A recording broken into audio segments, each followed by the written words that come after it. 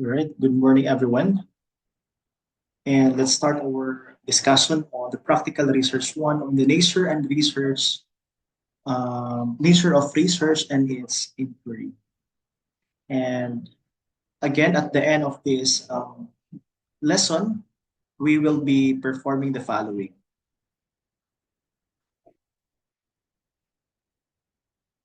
We will be also discussing the following with these objectives.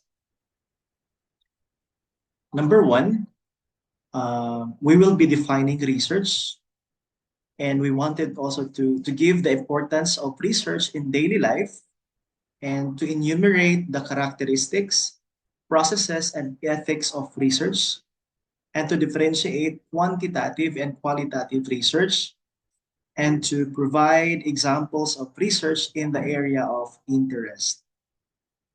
Again, to review, research is a process of inquiring about the solution from your problem drafted. We can do this by, number one, collecting data and logically evaluating information. We also need to investigate reliable information based on the available data that you have collected.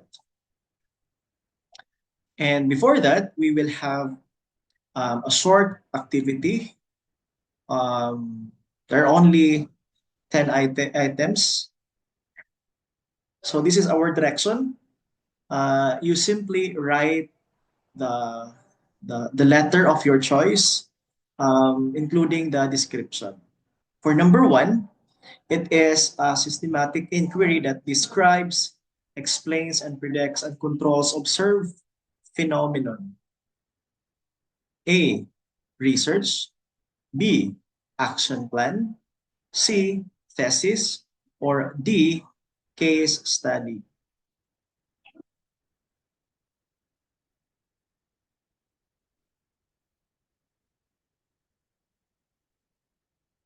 Number two, it is a process of naturalistic inquiry that seeks an in-depth understanding of social phenomena within their natural setting.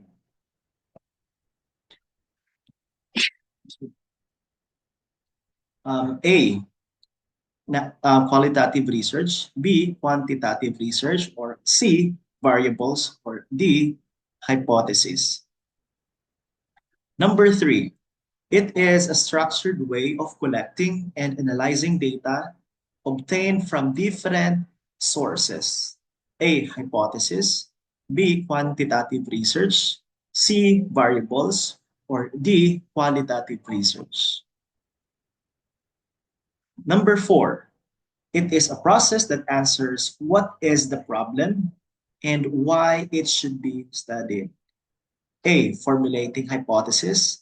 B, review of related literature. C, identifying problems. Or D, analyzing data.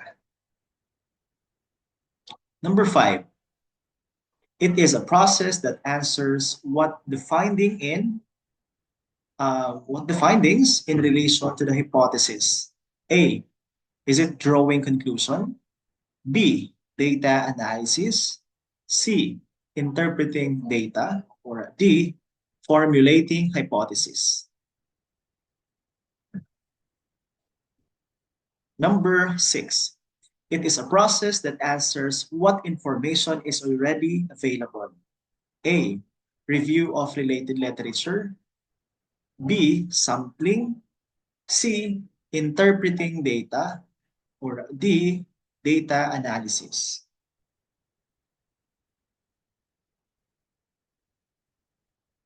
Number seven, it is a process that answers how to identify or select your respondents. A, sampling. B, data analysis. C, review of related literature. Or D, interpreting data. Number eight, it is a characteristic of research that is based on direct experience or observation by the researcher. A, objective. B, systematic. C, controlled. Or D, empirical. Number 9, it is a characteristic of a research that follows orderly and sequential procedure based on valid procedure and principle. A, systematic. B, objective. C, original work. And D, analytical. Number 10, it is a characteristic of research that is unbiased and logical. A, objective. B, original work. C, analytical. Or D, empirical. Number 11, it is a characteristic of research that searches for facts, answers questions, and solves problems. A, systematic. B, employs hypothesis. C, objective. Or D, empirical. Number 12, it is an ethics of research which keeps promises and agreements. A, honesty. B, objectivity. C, integrity. Or D, openness. Number 13, it is an ethics of research that gives proper acknowledgement or credit to all researchers. A, intellectual property. B, responsible mentoring. C, social responsibility. Or D, confidentiality.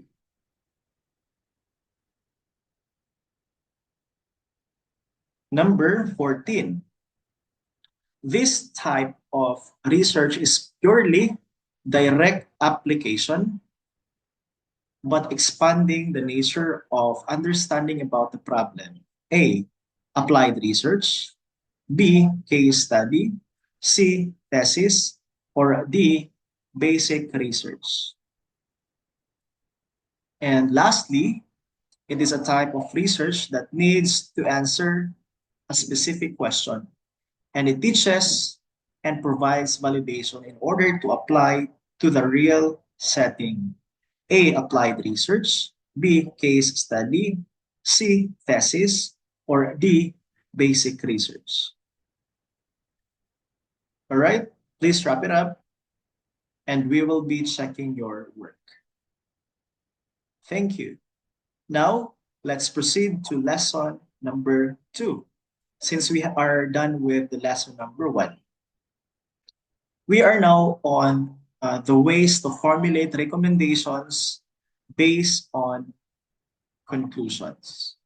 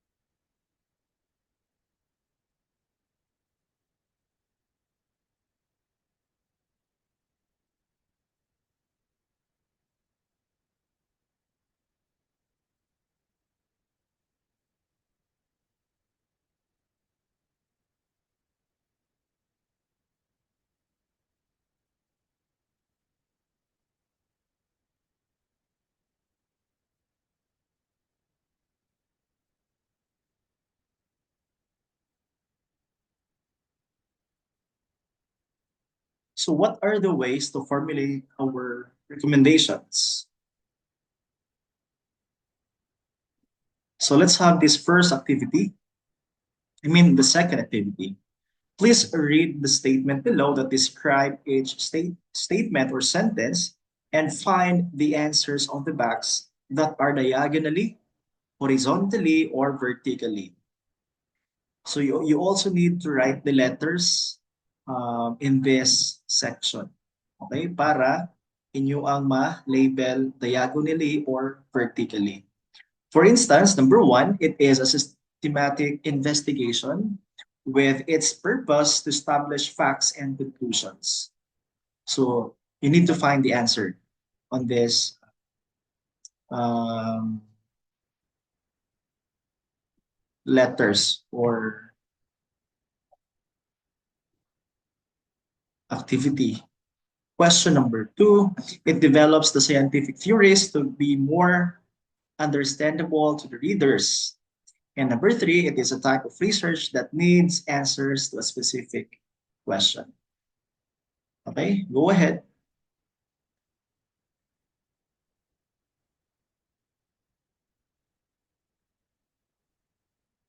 Let's have part three on this activity. So direction, you write the possible steps or processes in the given situation. So for instance, to impress someone. So what are the ways that you are going to impress someone? So you give at least three. That is just practical application. No? We wanted to give you what are the processes in doing something. And number two, to fry a chicken. Saan mo pagpirito ang manok? So, tagaan mo letter A, letter B, and letter C. And how about going to school? Sa imong mga pamaagi para paingon ka sa school. So you also give at least three process or steps, letter A, B, and C. So now let's continue on the characteristics, processes, and ethics in research. According to Prieto et al. In 2017, these are the major characteristics of a research. Number one is empirical. Okay, once we say empirical, it is based on observations and experiments of theories. So hands-on experiences coming from you, no, getting all the data. And for number two, we have systematic. Systematic meaning there is an order and sequence of procedure based on valid principle. Clear? Number three, in research, all variables except those that are tested or experimented on are kept constant. Okay, so mo ni ato ang gina-test, no? That's the controlled variable. For the employee's hypothesis, it refers to a research or facts that answers to a question and solution to a problem. And number five, for analytical, it shows analytical procedure in gathering data, whether historical, descriptive, or case study. And number six, objective. It is the unbiased and logical. All the findings are logically based on real life situations.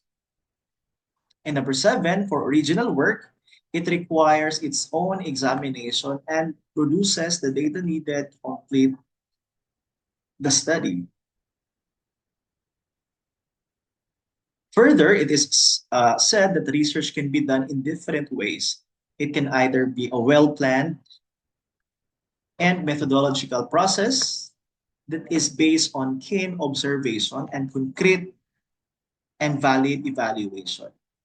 And to integrate this idea, it is best to evaluate the validity of a certain study.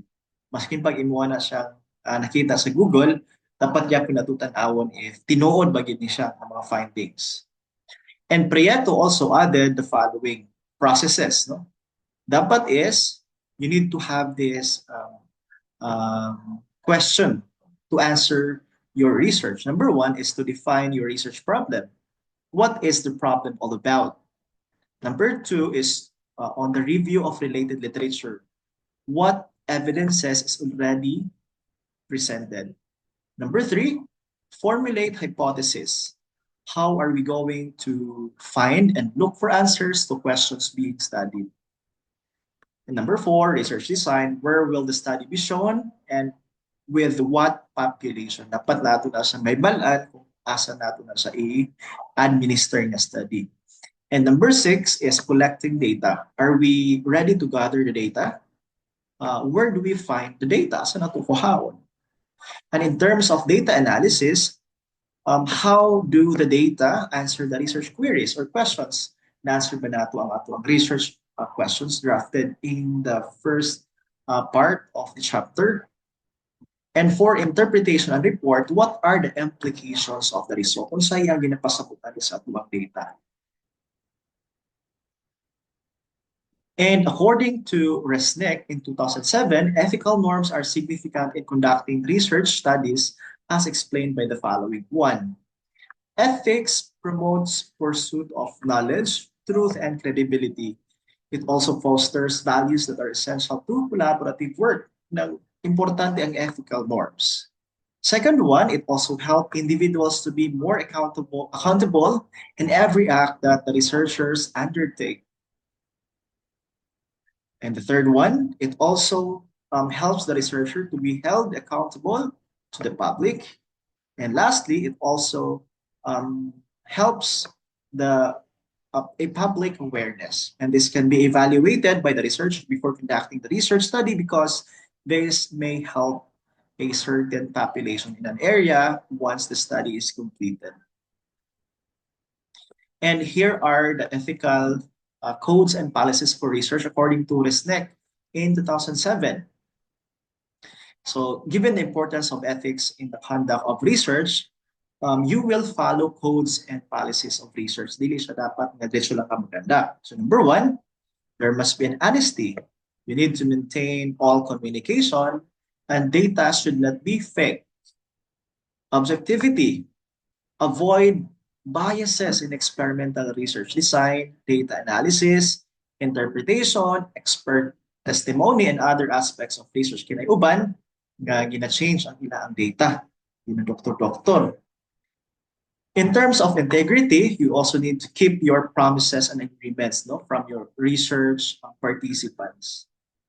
And for carefulness, avoid careless errors and negligence. For openness, you share data, results, ideas, and tools, and be open to criticism from your teachers or fellow researchers and its new ideas. Confidentiality is to protect confidential information or communication. And responsible publications to avoid duplicating publications. Responsible mentoring is to help educate, mentor, and advise other researchers. And to respect colleagues, treat all peers fairly. And social responsibility, strive to promote social good, avoid social harm. Non-discrimination, it's to avoid discrimination against colleagues or students on the basis of sex, races, ethnicity, or others. Legality, be informed and obey relevant laws and institutional governmental policies. And last one, respect intellectual property, human subject. Given the proper acknowledgement of credits to all researchers, minimize risks that involve human lives, dignity, and privacy. Kung mag-dissect ka of animals, please let's get permit from DENR. So let's have the fourth activity. So match the characteristics of column A to column B and write your answer in the space provided. No? So you simply write the letter and then the description. Okay, please do answer. Pwede na ako na siya i-pause para you can focus on answering 7 items. All right, thank you very much. Another one is for this activity, we will get what have you learned so far. You will use what you have learned from the discussion. So, and I know you can do it. So first question, enumerate at least 4 characteristics of research. Okay. Second one, give at least 3 processes of research. And number 3, explain briefly the importance of ethics in research. Okay, so please answer. Thank you very much.